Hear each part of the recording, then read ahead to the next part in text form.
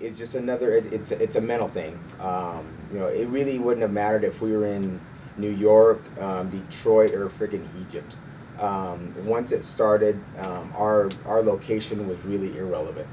Like I say, that could have been done anywhere, and it still would have been the same standard. Uh, the trees and leaves would have changed, but that's it. So having that at first that kind of bothered me. I thought, man, what?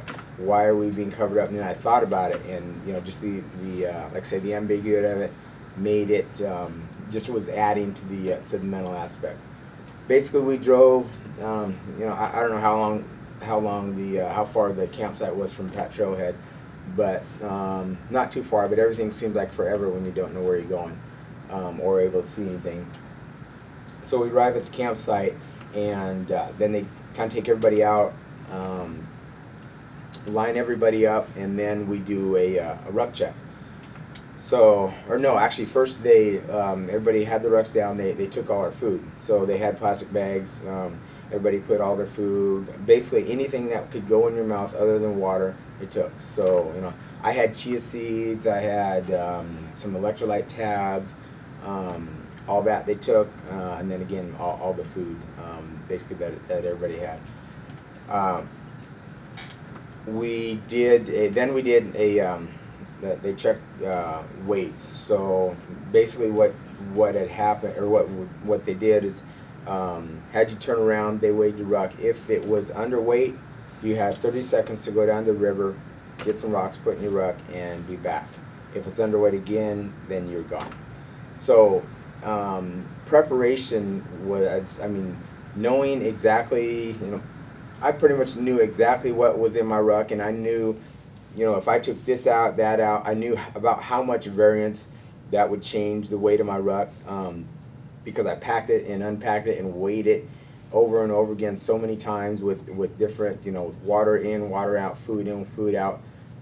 So I think the preparation of doing that was huge. There were probably 3 people that had to go down and get rocks. So really, they didn't know if they were a half a pound light or if they were 3 pounds light. So you could either be, you could either not get enough or get so much more that you're adding extra weight to your ruck that you didn't need to be. So again, preparation.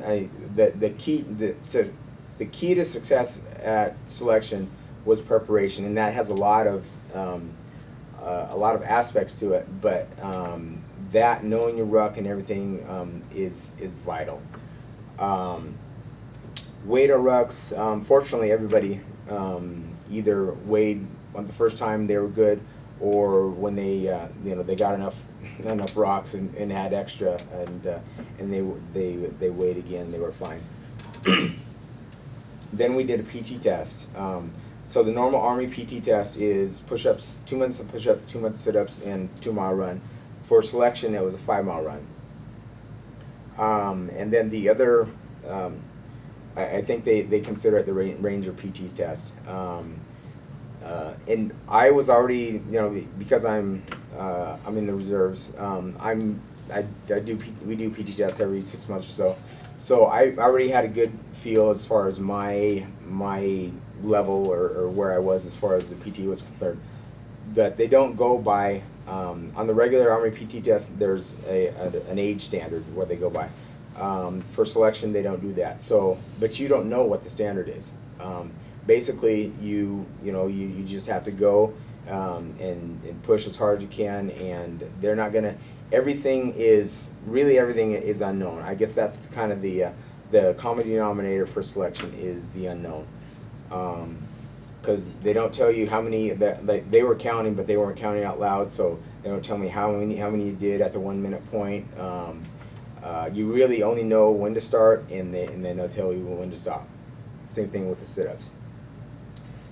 So I guess my point there is that you don't want to just take for granted that, oh yeah, I could pass the Army physical fitness test. You want to, I would say, be in the high 90s to high 290s to max in the PT test range, and then that'll give you some cushion just in case, because they're not, a couple of questions when they did the CAD revert Q&A, people were asking about the PT test and how to gauge that. If you could pass it, would give you a good base for selection? And his answer was emphatically no. And I know why. I understand why he said that. Even in doing well on PT test, would not, the Ranger PT test would not really set you up to be successful for everything that you're doing. So I would use that as a kind of a platform to make sure that I'm on, like, say, on the 290 or 300 range with that. They put us in the truck. We went and drove some road, and then that's where we did the 5-mile run. Basically, they said, you're going to stay on this road until you see a CAD ray. Again, this is the only distance that we knew, because it was obviously part of the PT test, and they had stated that it would be a 5-mile run.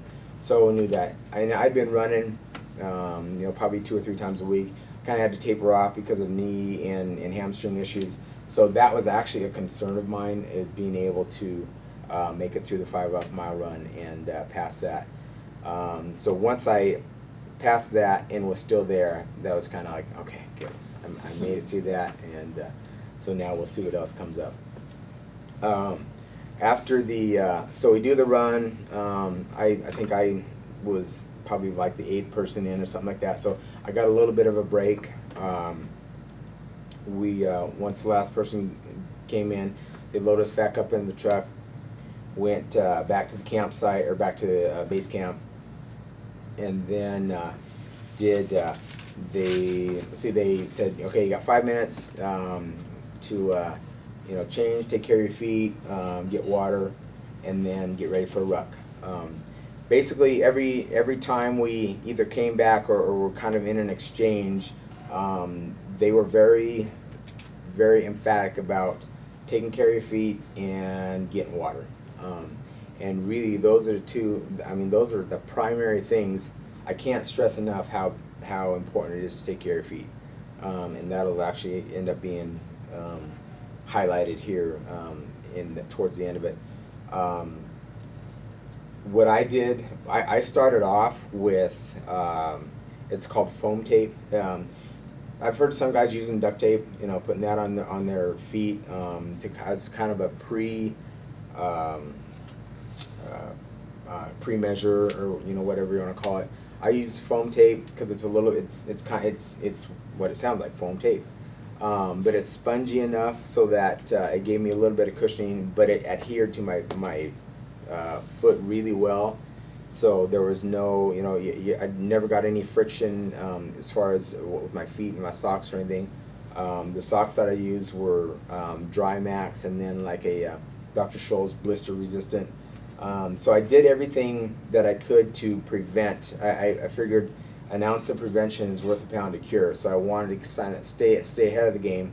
So that's why I put the foam tape on to begin with, and then I didn't use it all the time, but I think it was key to start off with it well, and that kind of keep my feet in a good state.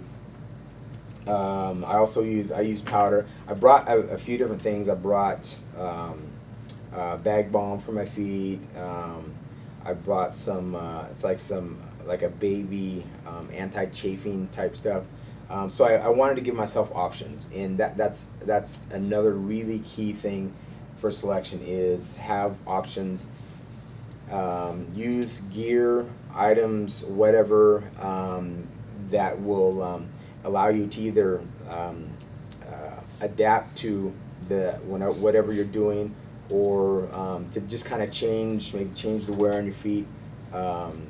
That to me was a really key thing, is having the options, and it ended up being my foot gear options really ended up being vital in just because of the environment change, and I'll talk about that in just a second. So they said to get ready for a ruck, got ready, because we were on because of the location where we were. Again, I was thinking that we were going to be in downtown Seattle, so I would use my Nike FSBs primarily. and I want to thank Brian Lohr for this. I actually brought a pair of Merrill um, Moab ventilators as my kind of my option or my second pair of boots. Well, those end up being my primary, is just because of the um, my Nikes are a little more flat and a little better for paved areas, but the Merrills were just, they were money for the roads that we were on, the dirt roads, the gravel, and all that. So I would definitely suggest, if, like I say, I thought, and I would almost bet a check that we were going to be in downtown Seattle. Don't rely on where you think you're going to be. Make sure you have options and that allow you to adapt when you're not in the spot you think you're going to be, or where you're in an area that is different from what you think. Because like I say, I was going to use the Nikes all the time and just have a switch out, but it ended up where it was just the opposite. They took us out again, loaded us up in the truck, covered us up with a tarp, took us to this trail. Again, we don't know where we are.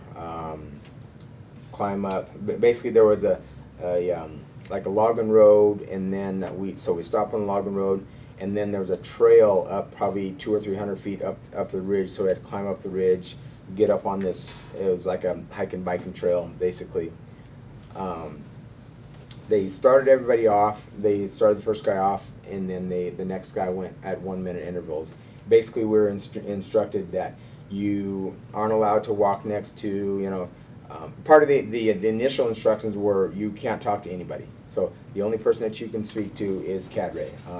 No talking, essentially, basically for 48 hours to anybody. So even though the other four of the travel squad guys were there, there was no way that you could encourage, assist, talk, anything to anybody else.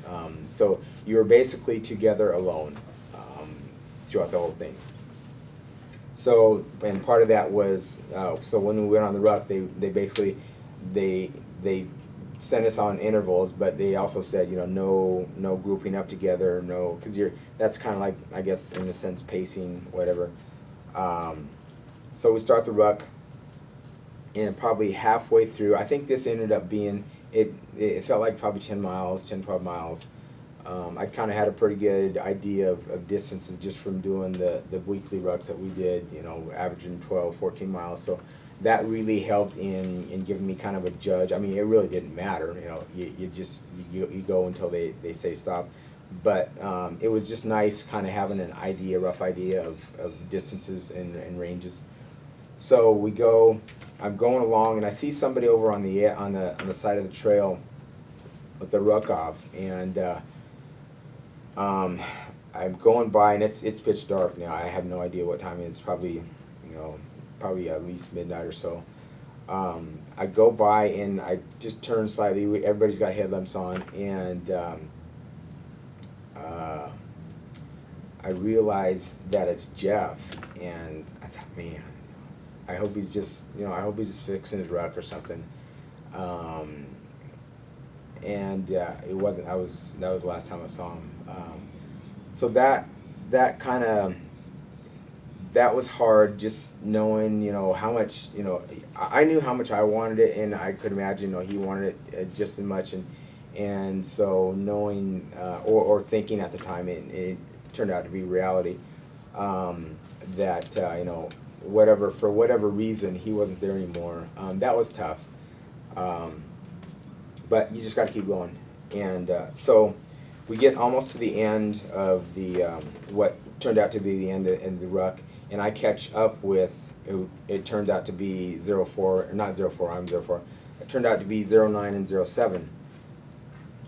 So kind of this was actually could have been a really, really bad situation. We were walking, we weren't walking together, but we were close enough together to be within, basically within, I guess you would call talking distance or close. And 04, no, forget who I'm, 09.